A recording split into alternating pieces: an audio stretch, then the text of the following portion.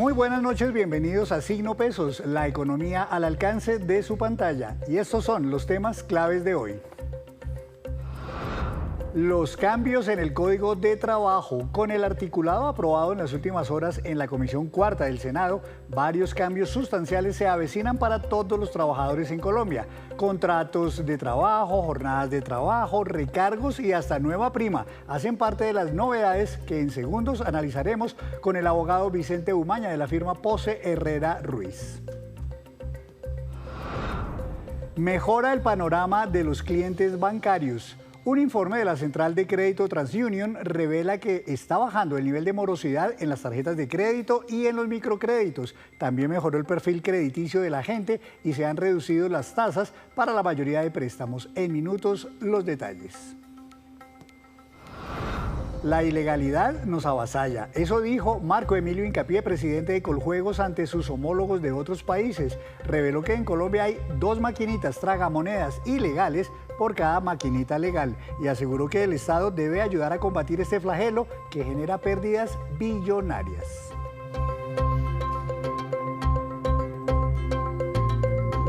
Y comenzamos esta emisión de Signo Pesos hablando de la reforma laboral, el tema que ocupa la conversación nacional por estos días. Varios cambios sustanciales fueron aprobados y por eso queremos analizar sus bondades, pero también sus impactos. Saludo al doctor Vicente Umaña, él es abogado especializado en estos temas de la firma Pose Herrera Ruiz. Doctor Umaña, bienvenido a Signo Pesos. Henry, ¿cómo está? Un gusto estar aquí.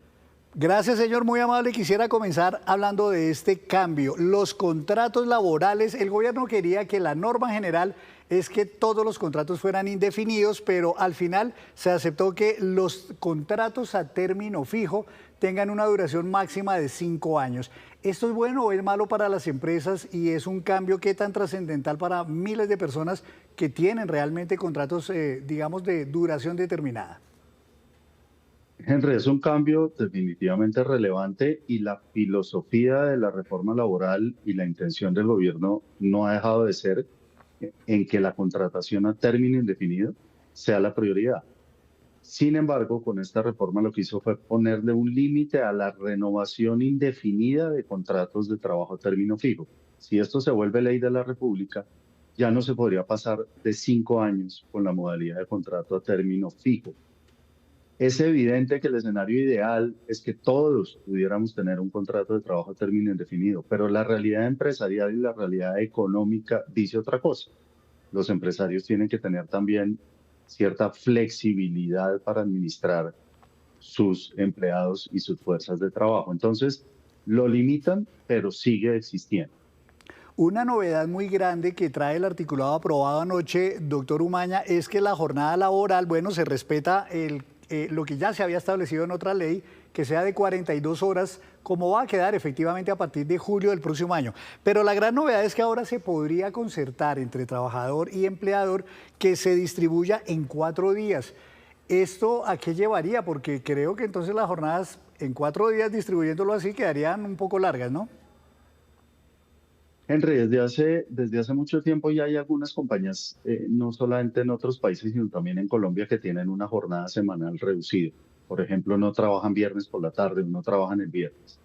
Darle la posibilidad, esto es absolutamente opcional, de que las partes acuerden una jornada laboral reducida implicaría, como dice usted, que los 4 días que se trabajen sean más largos y más intensos en horas.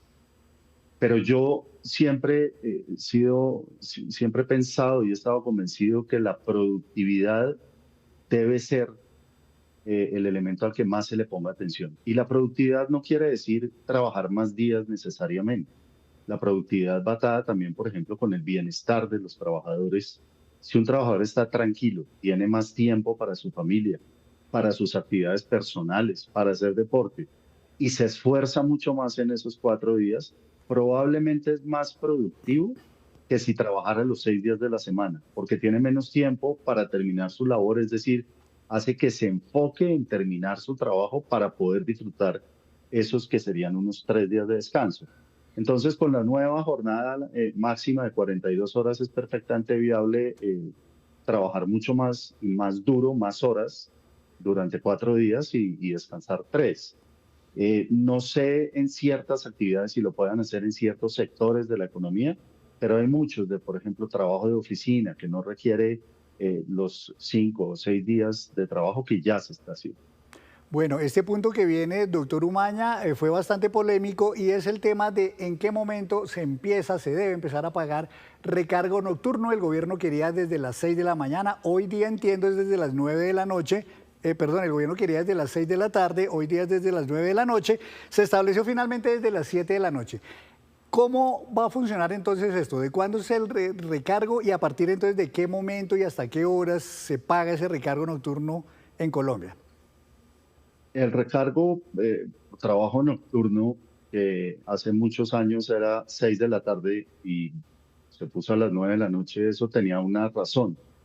Que fuera a las 6 de la tarde era más el calendario solar, era cuando se acababa la luz del día y pues ya no había otra forma de iluminarse para seguir trabajando. Entonces se decía que empezaba la noche. Colombia es uno de los países en que más temprano empieza el trabajo nocturno. Hay países en que empieza a las 9, a las 10, inclusive algunos países del norte de Europa comienza a las 11 de la noche.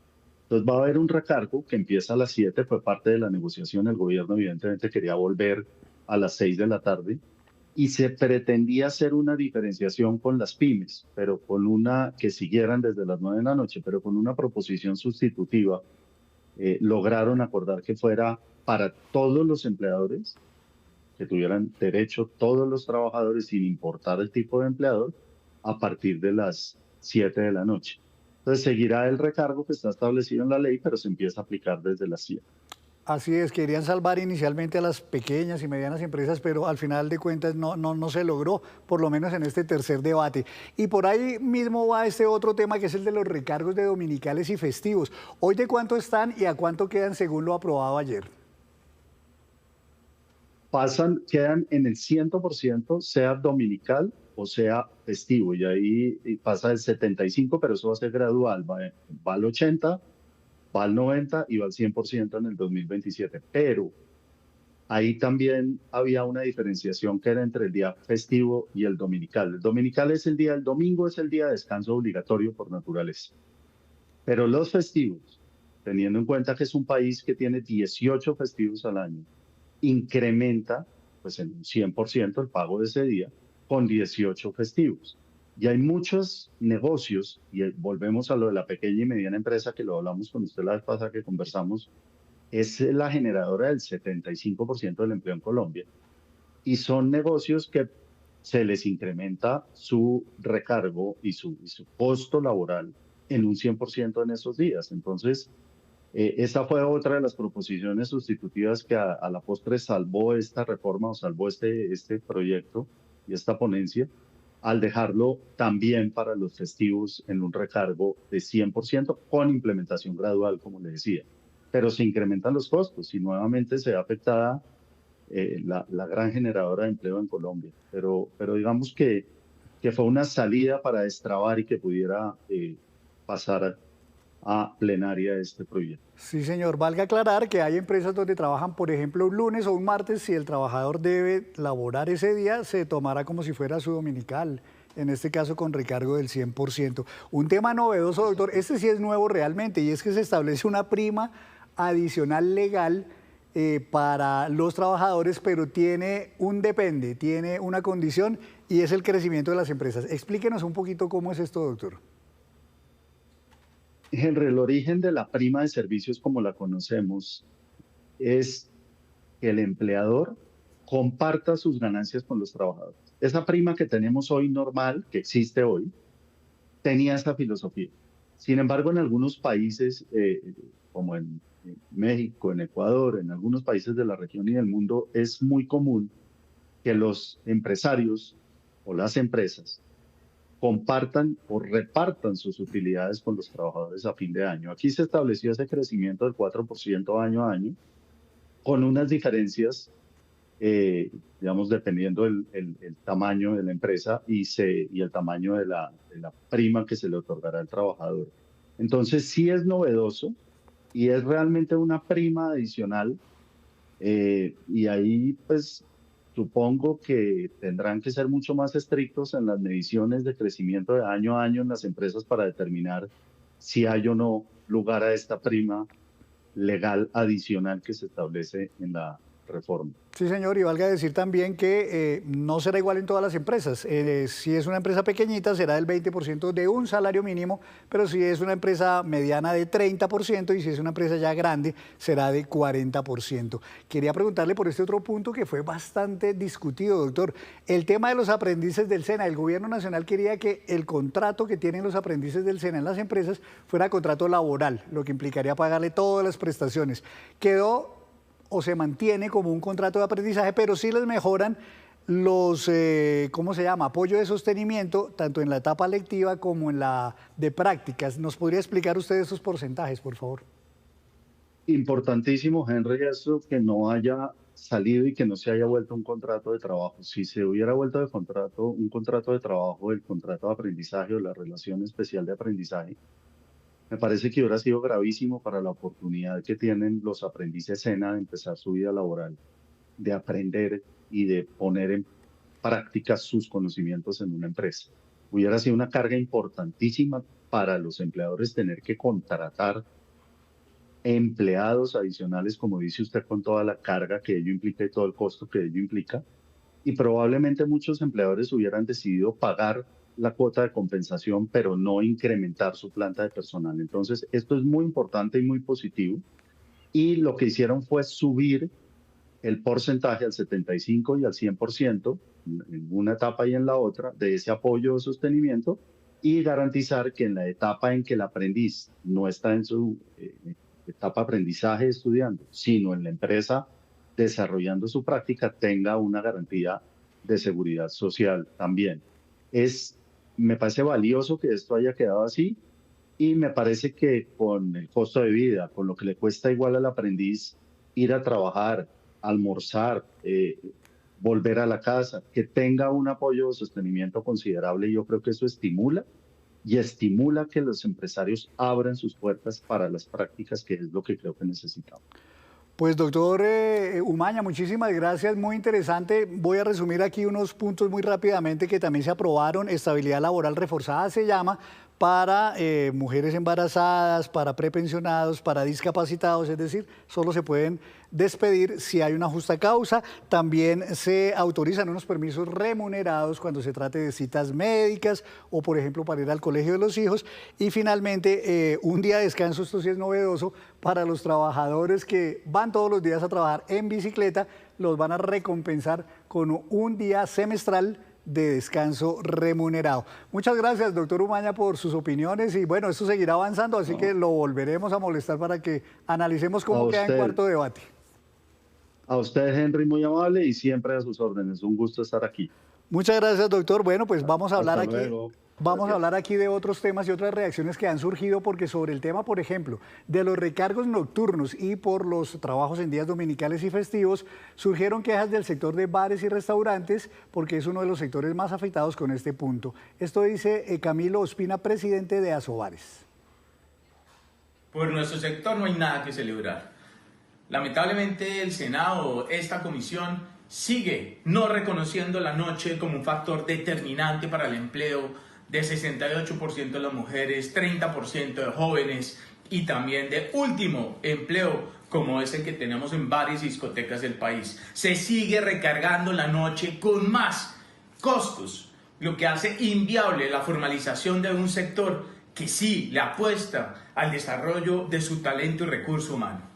Por eso, ¿qué es lo que le estamos pidiendo a la plenaria del Senado de la República? Que reconozca que hay actividades que somos intensivas y diferenciales en jornada nocturna, como el sector de bares y discotecas, o en actividades 24 horas. Hoy que tanto estamos hablando de las ciudades 24 horas en el mundo, pues se reconozca también que hay actividades como la hotelería, el turismo 24 horas, de la cual también hacemos parte los bares y discotecas, o qué decir de los fines de semana. Por eso, el inicio de la jornada nocturna para estos sectores pedimos esa excepcionalidad, que se mantenga a las 9 de la noche. No es que no se quiera reconocer más recargos nocturnos, la cosa es que ese trabajador inicia y termina su jornada única de trabajo en horas de la noche. También le pedimos a esta misma plenaria que se reconozca la estacionalidad de muchos de los oficios, por ejemplo, en nuestro sector. bartenders, meseros, personal de seguridad, logística, valet parking, que solo trabajan para los días de mayor operación, como pueden ser jueves, viernes y sábados en nuestro país, que se permita también el pago de ese tiempo parcial, donde perfectamente se le pueda pagar su seguridad social, pero por los días laborados efectiva y correctamente en esa planilla pila. Y también se pronunció sobre los efectos de la reforma laboral la Cámara de Comercio Colombo-Americana. Su presidenta María Claudia Lacotir explica que aunque apoyan la reforma, el articulado que se aprobó genera algunas preocupaciones en muchos sectores. La aprobación del texto de la reforma laboral en la Comisión Cuarta del Senado demuestra que sí es posible avanzar en una reforma desde el Congreso, a partir de análisis técnicos y la construcción de consenso. No obstante, persisten necesidades urgentes que deben de ser atendidas para garantizar la viabilidad de las empresas, principal generador de empleo, y con ello el crecimiento económico del país. Preocupan las cargas adicionales al sector productivo, el riesgo de mayor informalidad y la incertidumbre jurídica en aspectos sensibles como la licencia, los recargos y los nuevos esquemas de contratación. Una buena forma de ser viable, equilibrada y centrada es generar empleo formal, promover la inclusión y respaldar a quienes crean oportunidades. Aún hay espacio para mejorar, sin populismo ni imposiciones, pensando en el bienestar, el desarrollo y la sostenibilidad de Colombia. Hacemos una breve pausa, pero cuando regresemos espere qué tanto ha bajado la morosidad de los clientes bancarios en nuestro país. Ya nos vemos. Gracias por continuar en Signo Pesos. La Central de Riesgo TransUnion presentó un nuevo informe sobre la situación de los clientes financieros en el país con corte a marzo de este año. Dicen, bajó la morosidad y 600.000 colombianos mejoraron su puntaje crediticio. Estas las explicaciones de Virginia Olivella, directora de Investigaciones y Consultoría de TransUnion.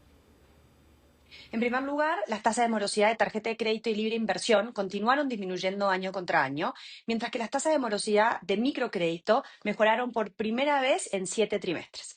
En segundo lugar, el perfil de riesgo de los consumidores con crédito en Colombia mejoró, lo que resultó en más de 600.000 consumidores adicionales de muy bajo riesgo en el mercado, lo que se podría traducir en más y mejores opciones de crédito para estos consumidores. En el primer trimestre de 2025, las tasas de morosidad a nivel de saldos de 60 días de mora o más aumentaron año contra año para los créditos de vivienda, de vehículo y de libranza, en 51, 34 y 25 puntos básicos respectivamente. Sin embargo, estos aumentos fueron menores a los que observamos en el mismo periodo del año anterior. Por otro lado, las tasas de morosidad de tarjeta de crédito, de créditos de libre inversión y de microcrédito mejoraron año contra año, presentando disminuciones de 141, 140 y 77 puntos básicos respectivamente. Es importante destacar que para microcrédito esta fue la primera mejora observada en morosidad anual en 7 trimestres. La mejora en los productos de crédito no garantizado podría deberse en parte a las estrategias de riesgo más conservadores implementadas por parte de las entidades en los últimos 2 años. La mejora en las tasas de morosidad de microcrédito y tarjetas de crédito es una muy buena noticia para la inclusión financiera, ya que estos dos productos son los principales puntos de entrada para los consumidores nuevos al crédito en Colombia. En 2024, las tarjetas de crédito y los microcréditos representaron el 31 y 22% respectivamente de los primeros productos crediticios abiertos por estos consumidores nuevos al crédito. Aunque las difíciles condiciones macroeconómicas llevaron a una caída del 21% en el número de consumidores nuevos al crédito entre 2023 y 2024 en Colombia, la reciente mejora en el desempeño es un paso importante para ampliar este acceso al crédito y ayudar a más colombianos a iniciar su recorrido crediticio. Entre el primer trimestre del 24 y el primer trimestre del 25, más consumidores mejoraron sus puntajes de riesgo frente a aquellos cuyos puntajes se deterioraron, un 30% frente a un 20% respectivamente. Esto representa además una mejora frente al periodo entre el primer trimestre del 23 y el primer trimestre del 24, cuando solamente un 24% de los consumidores mejoraron sus puntajes de riesgo. Estos cambios positivos en los puntajes resultaron en que hoy tengamos más de 600.000 consumidores adicionales en el mercado crediticio considerados de riesgo bajo, lo que los hace potencialmente más atractivos para las entidades y por lo tanto con mayor capacidad para acceder a nuevos créditos. Y el presidente de Coljuegos, Marco Emilio Hincapié, tuvo un encuentro con 10 de sus homólogos de otros países y el reporte que entregó allí sobre Colombia es preocupante. Aseguró que en nuestro país hay más de 200.000 maquinitas tragamonedas ilegales y dijo que las pérdidas para el país cada año son billonarias. tema. Y frente a la ilegalidad, que yo veo que también es otro tema muy importante. Cómo la combatimos acá, qué estamos haciendo en República Dominicana, qué estamos haciendo en el Perú, qué estamos haciendo en Brasil, ¿sí? Qué se está haciendo en Colombia, en el Ecuador, cómo estamos realmente afrontando el tema de la ilegalidad, porque la ilegalidad nos avasalla a la legalidad. Nosotros decimos, de legales tenemos 110.000 máquinas tragamonedas en Colombia, pero ilegales hay más de 200.000. ¿Sí? ¿Cuánto estamos perdiendo? Billones y billones de pesos se van por la ilegalidad. Y acá hay que mirar también es cómo institucionalmente, cómo el Estado de Derecho permite que la justicia pueda perseguir la ilegalidad, ¿sí? Nosotros lo hacemos desde varios puntos de vista, el lavado de activos, enriquecimiento ilícito y varias figuras de orden penal, ¿sí? Pero también tenemos una figura propia, ¿sí? Que es el ejercicio ilícito de la actividad monopolística. Es una actividad del Estado que están desarrollando, ejecutando los particulares o empresas, ¿sí? Por fuera de la ley, sin la autorización de la entidad reguladora. Eso es importante. Ahí hay otros puntos, ¿sí? El tema de la inteligencia artificial, cómo vamos a avanzar, de qué manera esa inteligencia artificial nos puede a nosotros soportar. Nosotros creamos ya el Centro de Inteligencia Artificial allá en Coljuegos, así que nos ha servido también para hacer seguimiento a la ilegalidad, a los focos de ilegalidad, y realmente hay cosas que nos vienen que no sabemos cómo los vamos a recibir.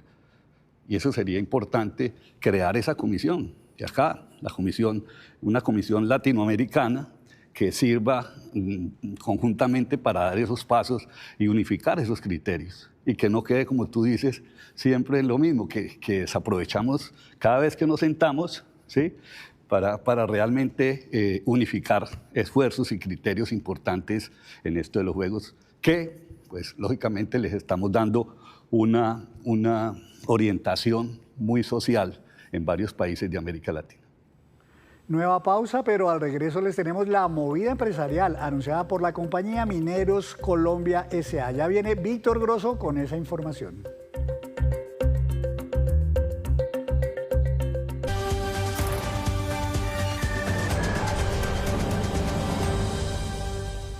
La movida empresarial de hoy corre por cuenta de Mineros S.A. y los detalles nos los entrega don Víctor Grosso. Buenas noches. Don Henry, muy buenas noches para los televidentes. Vuelve a ser protagonista esta compañía, que es el principal productor de oro en nuestro país, y que ha crecido el apetito por esta empresa, entre otras por la fuerte disparada que ha tenido el oro en los mercados internacionales. Recientemente ha visitado máximos históricos por razones de incertidumbre mundial, etcétera, etcétera. Y paralelamente en Colombia hay un inversionista que no es colombiano, pero todo esto está ocurriendo en Colombia, que ha venido aumentando su participación en Mineros y acaba de lanzar otra oferta para seguir creciendo esa participación que tiene dentro de la compañía. Lanzan, y esa es la noticia, una nueva OPA, oferta pública de adquisición de acciones por Mineros. El inversionista se llama Sonvale, es el mismo del que hemos venido hablando aquí en varias ocasiones. Primero arrancó comprando acciones al grupo mercantil Colpatria, que se fue desprendiendo de su participación en Mineros. Después lanzó OPAs en el mercado bursátil colombiano para seguir aumentando su participación dentro de la compañía. Hace unas semanas Sonvale se quedó con un poco más del 50% de la compañía, tomando el control de Mineros, y hoy está lanzando una nueva oferta. Como le decía, este es el comprador, tiene una participación actual dentro de la compañía del 57,4%, y sobre esa participación es que está lanzando esta nueva oferta. En esta OPA, es decir, comprándole a otros accionistas para aumentar su participación, quiere quedarse con entre el 8 y el 11% adicional dentro de esta empresa de origen colombiano que se llama Mineros, por la que pagará 5.500 pesos por cada acción a quien quiera venderle. Y si llega a quedarse con el 11% adicional de la compañía, estaría haciendo una inversión adicional de más de 181.000 millones de pesos. ¿Qué es lo novedoso aquí, don Henry? Y es una de las noticias más importantes, es que dentro de los accionistas hoy en día diferentes a Sonvale, dentro de Mineros está Corfi Colombiana del Grupo Aval y firmaron ya un acuerdo, un preacuerdo Corfi Colombiana con ese comprador que se llama Sonvale para que sea esta compañía la que venda toda su participación dentro de Mineros, que actualmente es cercana al 8%. Así que si le dan los permisos desde la Superintendencia Financiera de Colombia, Sonvale va a aumentar su participación dentro de Mineros y seguramente se va a quedar con este pedazo que hoy es de Corfi Colombiana. Interesante movida, don Víctor, muchísimas gracias. A usted también, muchas gracias. Hasta luego. La acción, por cierto, de Mineros, una de las que más ha subido durante este año en nuestro país. Y antes de despedirnos los dejo con este dato. ANIF reveló estos datos interesantes de lo que aportó el sector del turismo interno en Colombia el año pasado. Generó 900.000 empleos. El gasto en alimentos de este sector aumentó 7,5%. El gasto en alojamientos, hoteles y demás creció 6,6%. Y el gasto en cultura y recreación asociados al turismo interno también aumentaron 13,3%. Así terminamos por hoy, los esperamos mañana con una nueva emisión y toda la información económica que usted necesita saber. Recuerde, esto es Signo Pesos, la economía al alcance de su pantalla. Buenas noches para todos.